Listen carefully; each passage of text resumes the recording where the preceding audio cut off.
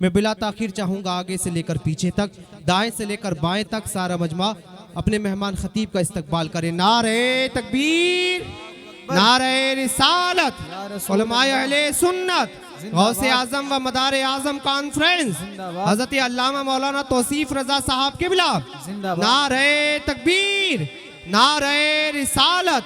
बस ये कहते हुए दिल जीत ले सबका वो तदबीर कीजिए, दिल जीत ले सबका वो तदबीर कीजिए, कुरान की आयतों की भी तफसीर कीजिए और रुख बदले और बज़्म का मौसम हो जाफिजा, बज़्म रसूल पाक में तकरीर कीजिए। अस्सलामु अलैकुम व रहमतुल्लाहि व बरकातुहू। लकल हम्दु या अल्लाह वस्सलातु वस्सलामु अला रसूलिल्लाह, अम्मा बाद फ़अऊज़ु बिल्लाहि मिनश शैतानिर रजीम, बिस्मिल्लाहिर रहमानिर रहीम। वल्लज़ीना जाहदू फ़ीना लनहदियन्नहुम सुबुलना, सदक़ल्लाहु मौलानल अज़ीम। सुभानअल्लाह। गूंज बहुत हो रही है। हज़रात, वक्त काफ़ी हो गया और चूँकि मेरे बाद भी आपको कई मेहमानान से मुखातब होना है, इसलिए मैं वक्त का मुकम्मल पासो लिहाज रखूँगा। 26 जनवरी भी है कल, तो मैं चाहता हूँ कि उस सिलसिले में भी थोड़ी सी रोशनी डाल दूँ। बदकिस्मती ये है कि हमारा समाज भी अपनी ऐतिहासिक सच्चाइयाँ नहीं जानता जो दूसरों को बताए, इसलिए मैं चंद गोशे इस सिलसिले में आप हजरात के सामने पेश करूँगा।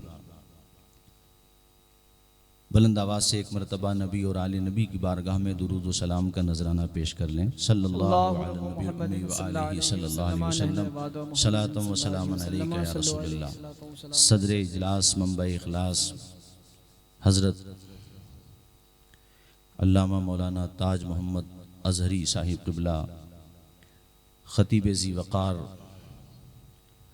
मुफ़क्किर इस्लाम, करम फरमा हज़रत मुफ्ती ज़फ़र नूरी साहब क़िबला, इज़्ज़त मआब वाली जनाब हज़रत क़ारी अब्दुल रशीद साहब, हमारे नाज़िम जलसा हमारे जुनैद भाई हाफिज़ व क़ारी ज़ीशान साहब व दीगर उलमाए किराम जलवाबार हैं।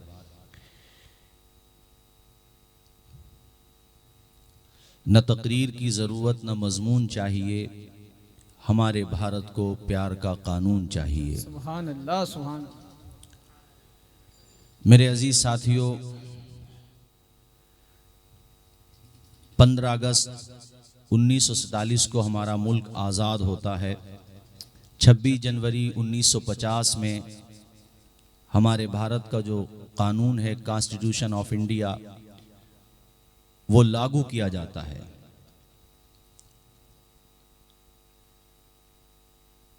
और अंग्रेज़ों से ये आज़ादी जो तमाम भारतीयों का ख्वाब था, ये कोई आसान काम नहीं था। इसके लिए बड़ी बड़ी कुर्बानियां देना पड़ी हैं, तब जाकर के हमारा भारत आज़ाद हुआ था। सबसे पहली जो तहरीक चली 1773 में, फ़कीर एंड सन्यासी रिबेलियन उसका नाम था। और मैं आपकी मालूमात के लिए अर्ज़ करूं, और जिसके इल्म में है मज़ीद पुख्ता हो जाएगी बात, आपको सुनकर हैरत होगी कि फ़कीर एंड सन्यासी रिबेलियन को लीडरशिप देने वाले कौन लोग थे। हिंदू रिलीजियस लीडरशिप और मुस्लिम रिलीजियस लीडरशिप, यानी दोनों तरफ के मजहबी पेशवा हजरात ये तहरीक चला रहे थे। काम क्या था इनका? अंग्रेज़ों की तरफ से जो बेपनाह टैक्स वसूल किया जाता था किसानों से, और किसान सड़कों पे उतर आते थे, आंदोलन करते थे, मगर उनकी कोई सुनवाई नहीं होती थी। बड़ा एक अजीब सिचुएशन थी। उस मौके पर हिंदू और मुसलमानों के मजहबी पेशवाओं ने मिलजुल करके वो जो उन लोगों ने पब्लिक के अनाज और उनके जनाबे वाला उगाई हुई फसलों पर टैक्स इतना ज्यादा लिया था कि उनको रोटी तक नसीब नहीं होती थी। तो ये मिलजुल करके उनको बड़ी मेहनत से हासिल करते। और दिलचस्प बात यह है कि हर आंगन तक खुशियां पहुंचाने के लिए और हर चूल्हे में रोटियां पहुंचाने के लिए, हर भूखे को खिलाने के लिए सामने वाला का मजहब नहीं देखा जाता था। जो भी कमजोर होता था उसकी मदद के लिए हाथ बढ़ा दिए जाते थे मेरे भाई। ऐसा था हमारा भारत। ये मैंने आपको 1773 में सबसे पहली जो तहरीक उठी उसका नाम बताया, फकीर एंड सन्यासी रिबेलियन। अब आते हैं हम 1857 की तरफ, जिस दिल्ली में आप बैठे हैं, इसी दिल्ली को आजाद किया गया था। नतीजा क्या था, शुरुआत कहां से हुई, सबब क्या था? इसका सबब सबसे बड़ा जो था वो मुजाहिद आज़ादी अल्लामा फजल हक खैराबादी का वो फतवा था, जिसने पूरे गैर मुनक़सिम भारत में कोहराम मचा करके रख दिया था मेरे भाइयों। अंग्रेज मुअर्रिखीन ने, अंग्रेजों ने लिखा है, ये मैं अपने तारीख दानों के हवाले से नहीं बता रहा हूं, अंग्रेजों ने लिखा है कि फजल हक खैराबादी के फतवों का इतना असर पड़ा कि चंद ही दिनों में दिल्ली जैसी सरजमीन को यहाँ के भारतीयों ने, हिंदू मुस्लिम सिख ईसाइयों ने आजाद करा लिया था। लेकिन उसके बाद वो लिखते हैं कि फिर लंदन से खत आता है और उस खत पर ये साफ साफ लिखा होता है, खत में उसका मजमून ये होता है, यहाँ के उस वक्त के जो सिस्टम देखने वाले थे ईस्ट इंडिया कंपनी के जिम्मेदारान को कहा गया कि ये जो फतवा दिया गया है इसके असबाब देखें, इसके पीछे की ताकतें देखें। तो कहा इसके पीछे मदारिस इस्लामिया से तैयार होने वाली एक पौध है, उलमाए किराम का जम्मे गफीर है, और ये फजल हक खैराबादी की वजह से हुआ है। ये हमारी बदनसीबी देखिए कि हम फजल हक खैराबादी का कमा हक़हू तस्करा भी नहीं करते, जबकि कोई वो आम शख्सियत नहीं थे, एक फाइनेंशियली भी बहुत स्ट्रॉन्ग थे, एक बहुत बड़ी फैमिली से उनका ताल्लुक था, आम इंसान नहीं थे, मगर उन्होंने अपने भारत को आजाद करने के लिए मेरे भाइयों काला पानी की सजा को मुंतखब किया, मगर भारत की गुलामी को उन्होंने कभी भी मंजूर नहीं किया मेरे भाइयों। मैं बताना चाहता हूं, उसके बाद अंग्रेज मौर्रिख लिखता है कि 52,200 भारतीयों को फांसी पे लटका दिया गया, 52,200, और उन 52,200 में 27,000 उलमाए किराम की कुर्बानियां थी मेरे अजीज दोस्तों। 27,000। आप याद रखें, हम खून की किस्तें तो कई दे चुके, लेकिन एक खाके वतन कर्ज अदा क्यों नहीं होता। 27,000। मैंने उस पीरियड की आपको बात बताई, कैसी मोहब्बत और कैसा प्यार यहां आपस में था, और उसी प्यार का असर था कि अंग्रेजों ने बोरिया बिस्तरा लपेट लिया यहां से। वो जाने पे मजबूर हो गया। अंदाजा हो गया भारत की आजादी में जिन हीरोज का, जिन लोगों का तस्करा बहुत ज्यादा होना चाहिए, उनमें एक नाम भगत सिंह का भी है मेरे अजीज साथियों। ये कड़ियल नौजवान जिसने अपने भारत की आजादी के लिए अपनी जवानी तक की परवाह न की और ऐसा कारनामा अंजाम दिया कि अंग्रेजों के दांत खट्टे कर दिए। मैं भगत सिंह की बात कर रहा हूं। और जब उनको कोर्ट में पेश किया गया तो जज ने उनसे पूछा, भगत सिंह ये बताओ, 800, 900 या 1000 साल तुम पे मुसलमानों की हुकूमत रही, तुमने तब कोई बगावत नहीं की, हमको 150 साल हुए तुमने ये कर दिया, यहां तक कि हमारे पार्लियामेंट तक पे तुमने धावा बोल दिया, इतना सब किया तुमने। तो भगत सिंह का जवाब हर मुसलमान, हर हिंदू को याद होना चाहिए, ताकि पता चले यूनिटी इन डाइवर्सिटी क्या होती है, ताकि पता चले विभिन्नता में एकता क्या होती है, ताकि पता चले कि हम एक साथ मिलके जब उस वक्त रह सकते थे तो अब क्यों नहीं रह सकते मेरे अजीज साथियों। भगत सिंह का जवाब औरों को क्या, हमारे लोगों को पता नहीं है। अफसोस की बात यह है, भगत सिंह ने कहा था, जज साहब आप कहते हैं कि हमने मुगलों के खिलाफ या हमने मुस्लिम शासकों के खिलाफ पिछले 900 या 1000 साल में बगावत क्यों नहीं की, इनके खिलाफ खड़े क्यों नहीं हुए। आपको बताएं, इसलिए नहीं हुए, इन्होंने हमारी गर्दनें नहीं, हमारे दिलों को जीता है। इन्होंने हमारे भारत को सोने की चिड़िया बनाया, इन्होंने इसकी जुल्फों को संवारा, इन्होंने ऐसा भारत बनाया और ऐसी कशिश पैदा हुई और यहाँ की जीडीपी कहां से लेके कहां तक पहुंचा दी। अजीज साथियों, भगत सिंह ने कोर्ट के अंदर कहा, कि तुम कहते हो इनके खिलाफ क्यों नहीं खड़े हुए। अरे इसलिए खड़े नहीं हुए कि इन मुस्लिम शासकों ने हमारी भारत भूमि को इतना प्यारा और ऐसा बलिदान और इस तरीके से सवारा, इसकी जुल्फों में ऐसा रंग भरा कि सोने की चिड़िया बनाया, ऐसा पुरकशिश बनाया कि तुम 7 समंदर से लूटने के लिए भारत को आ गए। नारे तकबीर, नारे रिसालत, उलमाए अहले सुन्नत। अगर इसमें कशिश ना होती तो तुम 7 समंदर से आ जाते। ईस्ट इंडिया कंपनी क्यों आई, कैसे गलबा हुआ, यह भी एक सवाल है। बहरहाल हमको इस पे गौर करना चाहिए। हुक्मरानों से कहीं ना कहीं तो कोई कोताही हुई। तो इधर उधर की न बात कर, ये बता काफिला लुटा है क्यों। मुझे रहजनों से गिला नहीं, तेरी रहबरी का सवाल है। ये रोने का मकाम है। ये भी एक तारीख की भाई बड़ी तल्ख सच्चाई है कि जब लंदन में ऑक्सफोर्ड और कैम्ब्रिज यूनिवर्सिटी और इधर अमेरिका में जॉर्ज टाउन यूनिवर्सिटी बड़े बड़े तालीमी इदारे बन रहे थे, तो यकीनन यहाँ काम बहुत हुआ विकास के हवाले से, इसमें कोई शक नहीं। इसमें भी कोई शक नहीं कि बड़ी बड़ी ऊर्जा हासिल की।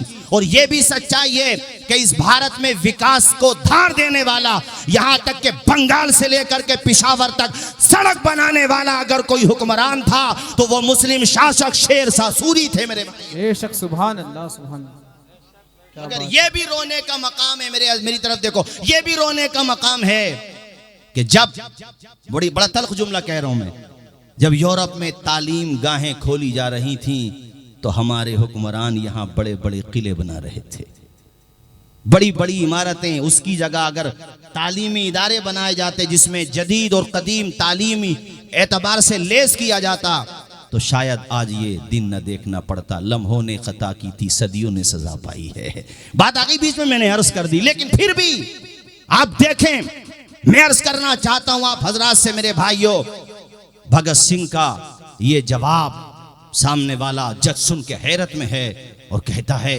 ये क्या कहते हैं आपका? मैं सच कहता हूं, उन्होंने लूटा नहीं हमारे भारत को, बल्कि भारत में प्यार फैलाया, मोहब्बत फैलाई, भारत को संवार दिया और भारत में मोहब्बतों के ऐसे गुलाब खिलाए कि भारत बंगाल की खाड़ी से लेकर के अफगानिस्तान की पहाड़ी तक अखंड भारत बन गया मेरे साथ। सुभान अल्लाह, सुभान अल्लाह।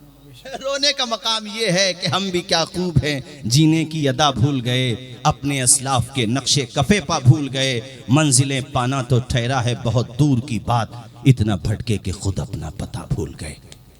इतिहास पढ़ोगे, भारत का नाम नहीं लेता, खुद मिल जाएगा, तलाश करो।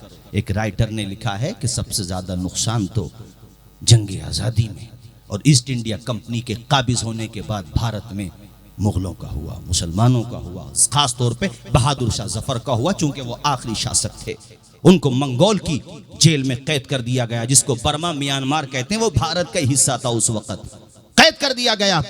लेकिन आप देखें उनके सामने जब अंग्रेजी साम्राज्य के तवागीत और उस वक्त के जालिम संवैधानिक कुर्सियों पे बैठे हुए कारी अब्दुल रशीद साहब हौसला देके बहादुर शाह जफर का उनके सामने आकर के मजाक उड़ाते और कहते, दमदमे में दम नहीं, खैर मांगो जान की, ए जफर ठंडी हुई देख हिंदुस्तान की।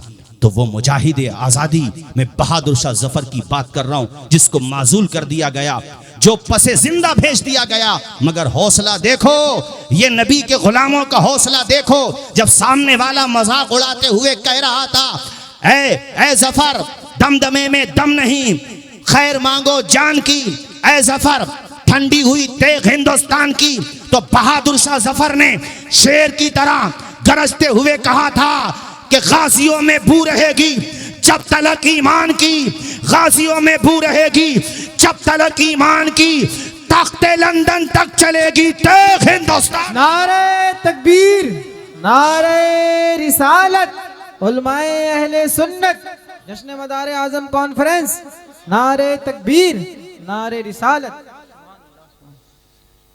यार हमसे कहते हो हमने क्या दिया?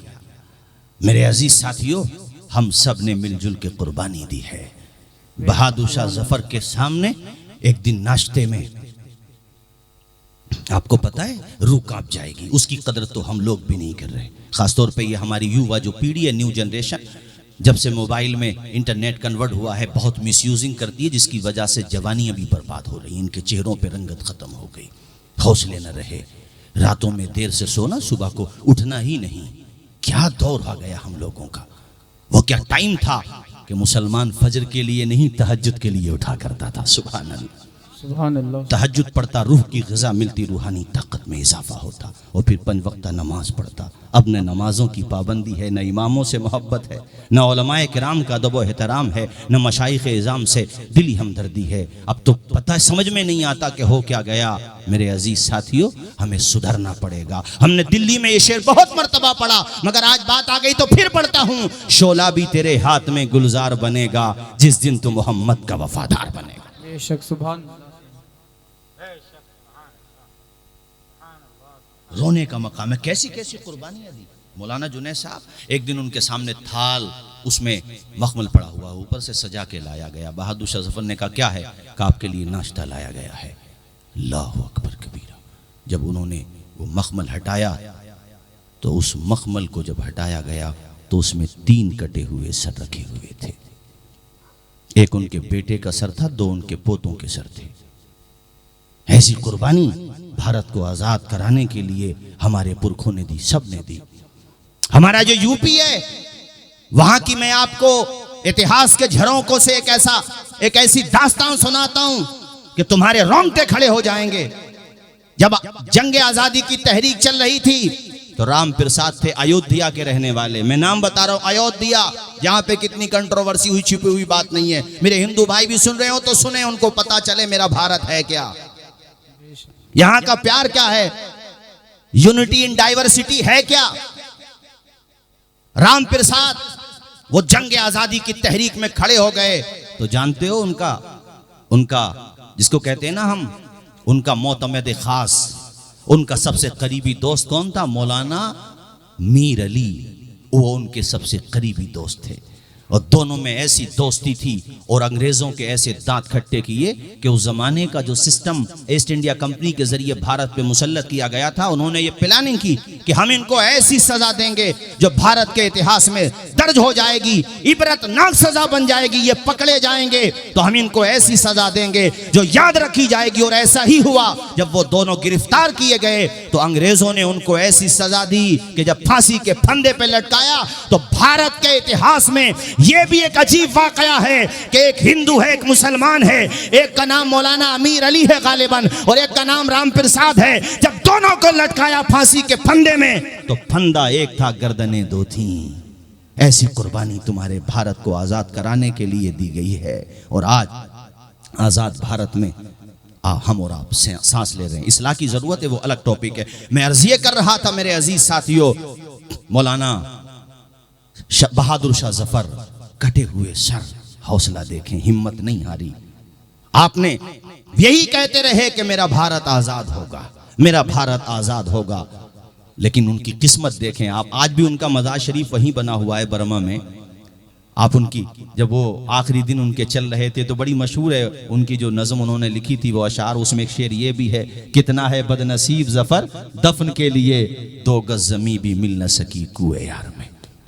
ये दिल्ली जहां तुम बैठे हो, एक ऐसा मुझे याद आ गया, बीच में एक ऐसा शासक गुजरा जिसका नाम गयासुद्दीन बलबन है।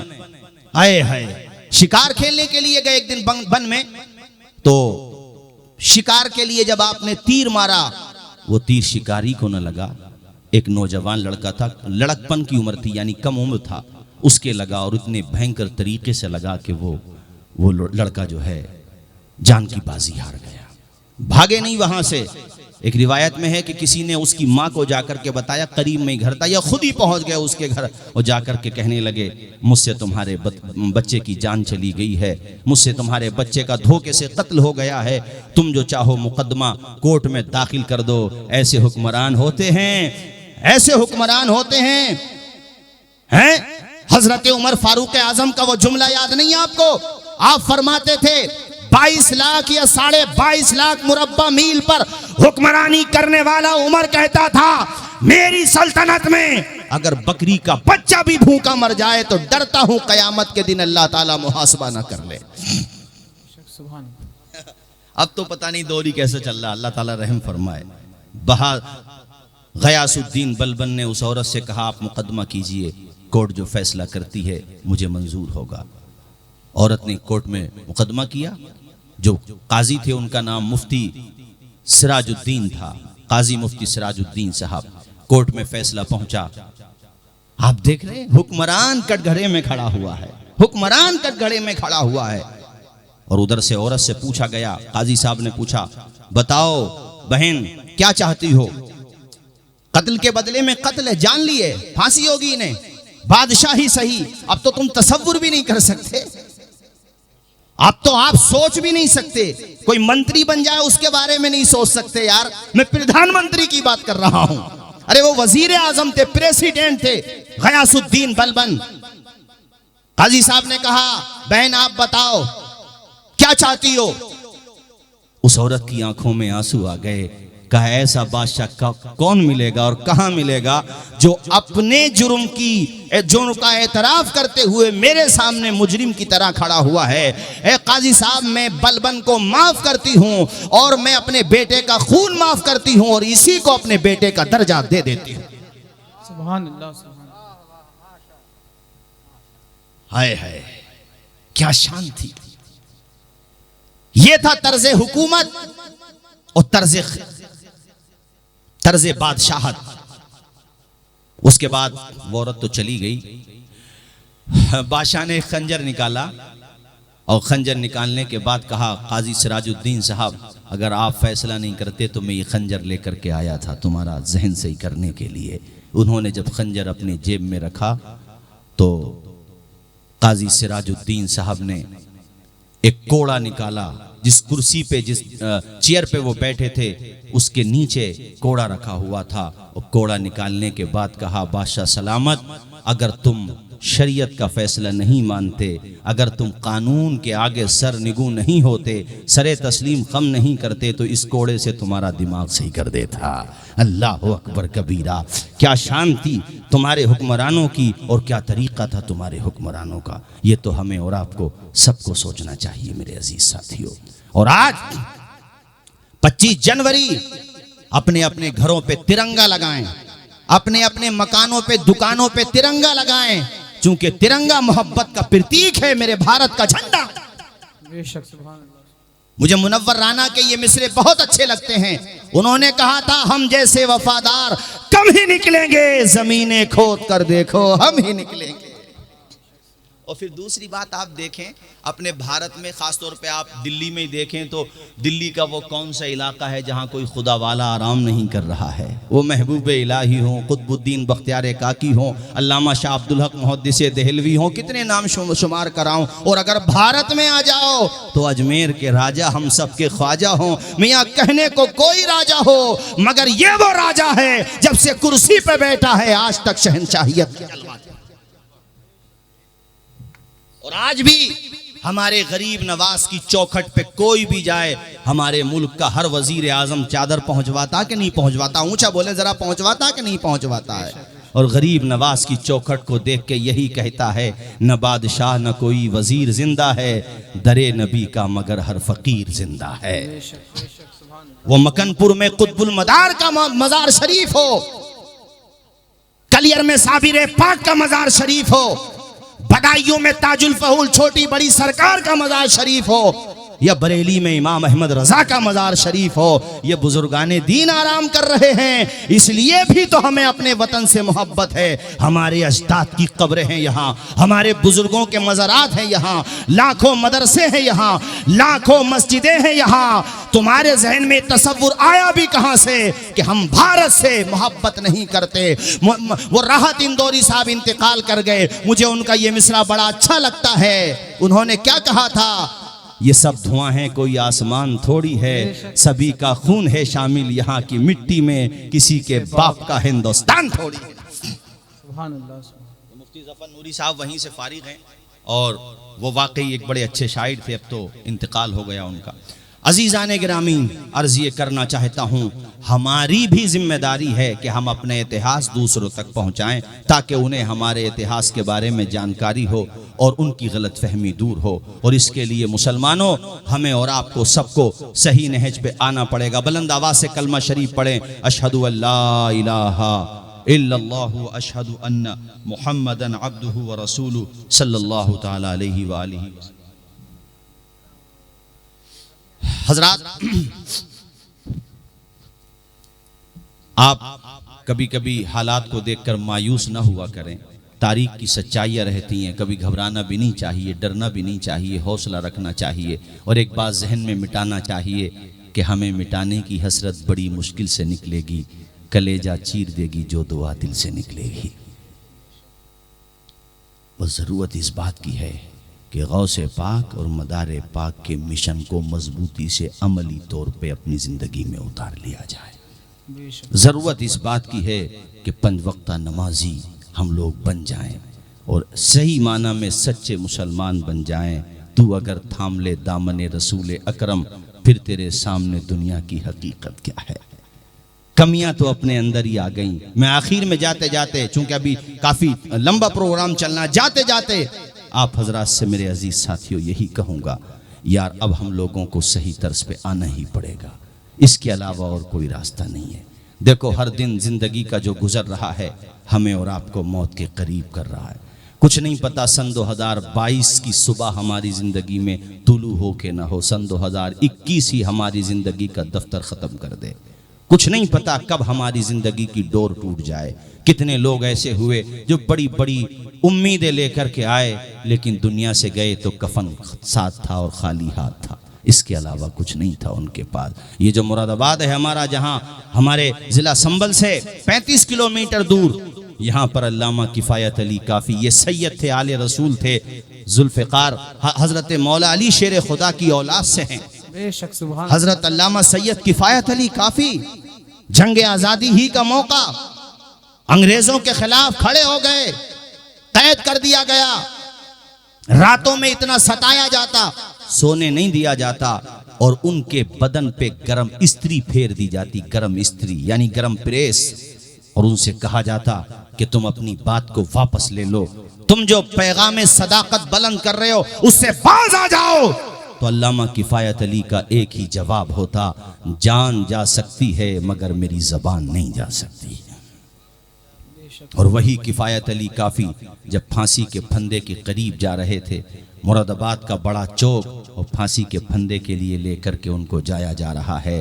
रास्ते में मुस्कुराते हुए, गुनगुनाते हुए जा रहे हैं, फांसी का फंदा करीब है मगर हौसला देखिए, मुस्कुराते हुए जा रहे हैं। और अंग्रेज़ों के मुंह पे, जालिम अंग्रेज़ों के मुंह पे एक थप्पड़ रसीद करते हैं कि हमें फांसियां दे के ये ना समझना कि दीन मुस्तफ़ा मिट जाएगा, ये ना समझना कि आज़ादी की तहरीक ख़त्म हो जाएगी, ये ना समझना कि भारत गुलाम रहेगा।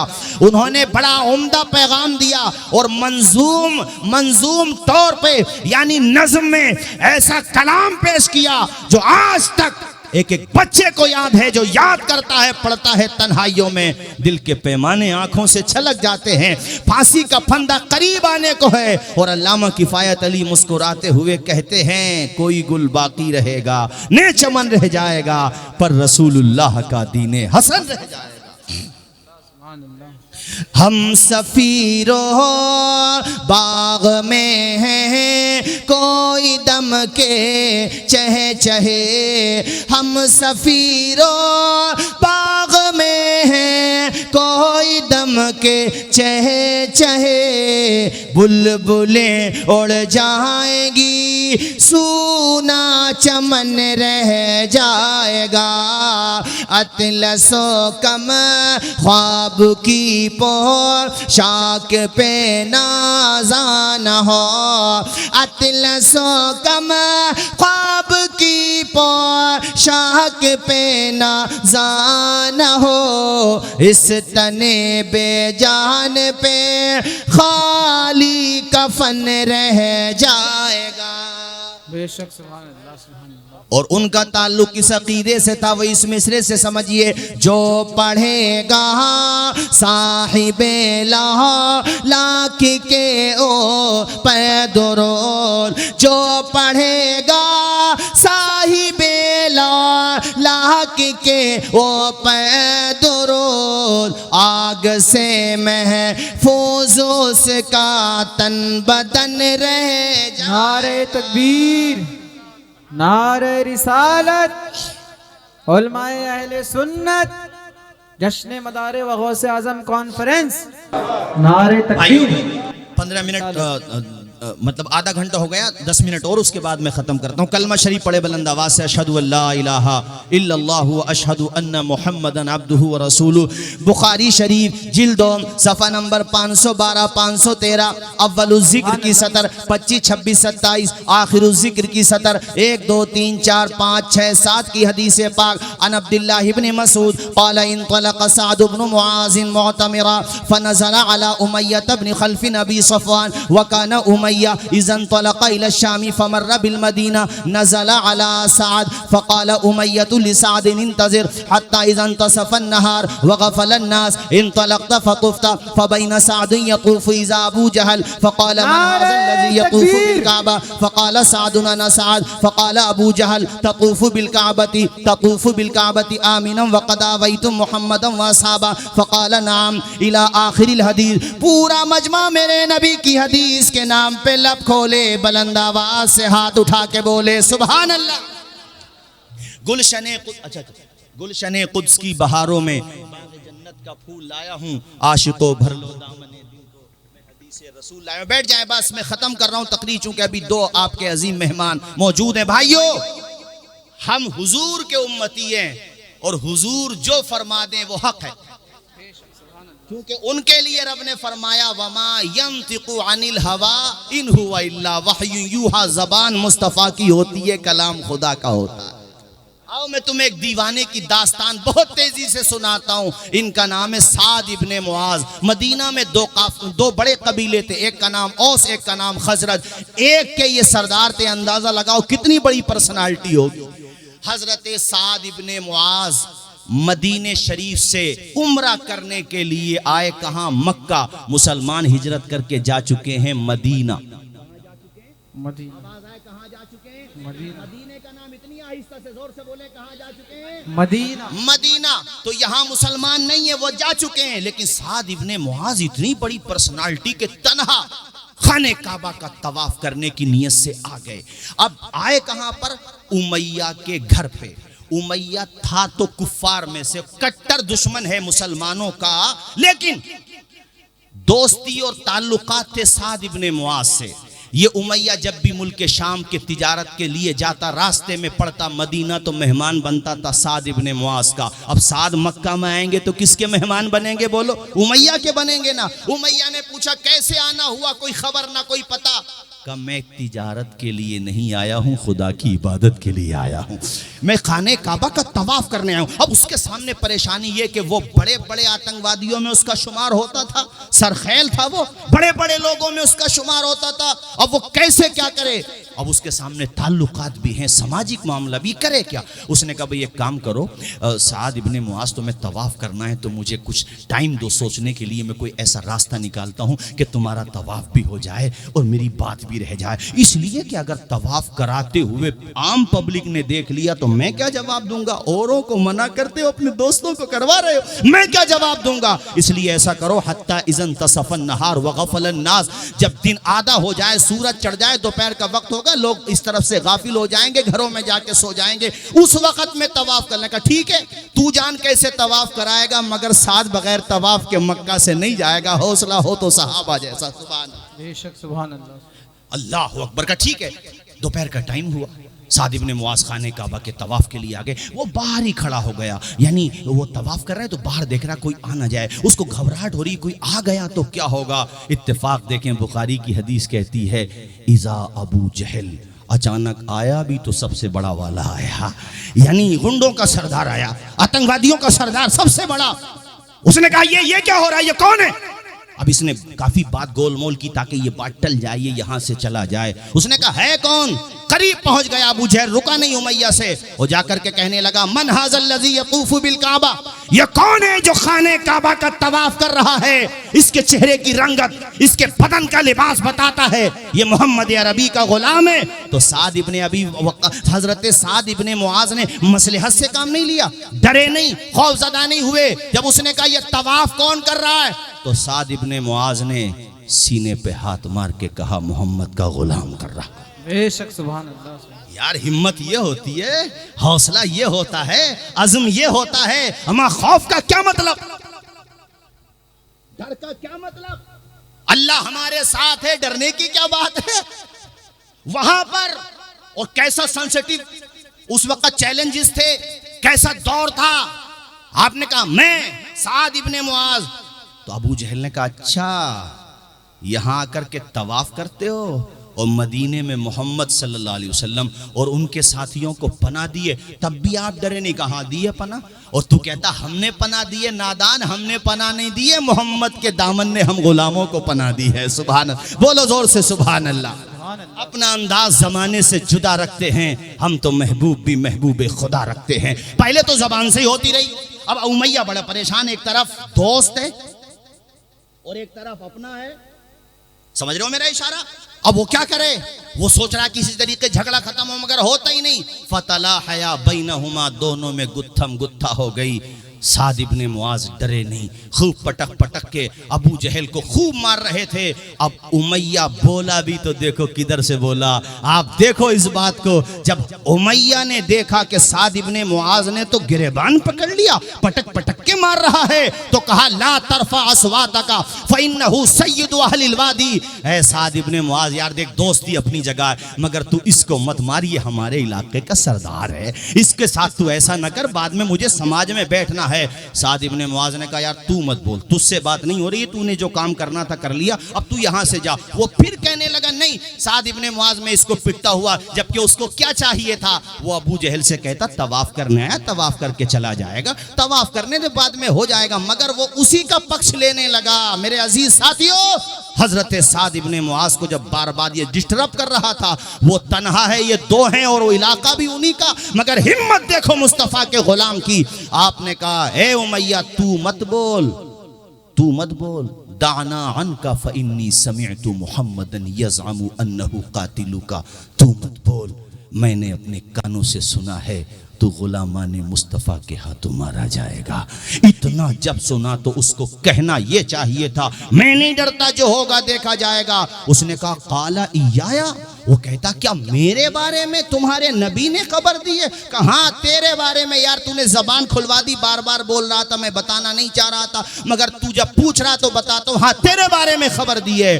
तो उमैया था तो मोहम्मद अरबी का गुलाम नहीं था, मुखालिफीन में था, मगर देखो उसका भी क्या मानना था। जब इतना सुना तो गर्दन नीचे झुका ली, घर की तरफ जा रहा था। और दिल्ली के मुसलमानों, हदीस के अल्फाज ये हैं, ज़बान से कहता जाता था वल्लाहि ला यकज़िबु मुहम्मदुन इज़ा हद्दसा।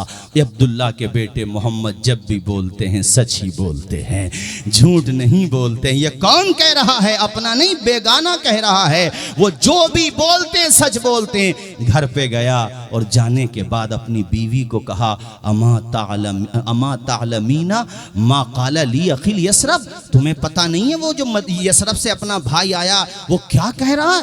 क्या कह रहा? वो मेरे बारे में बता रहा कि मेरा कत्ल होगा।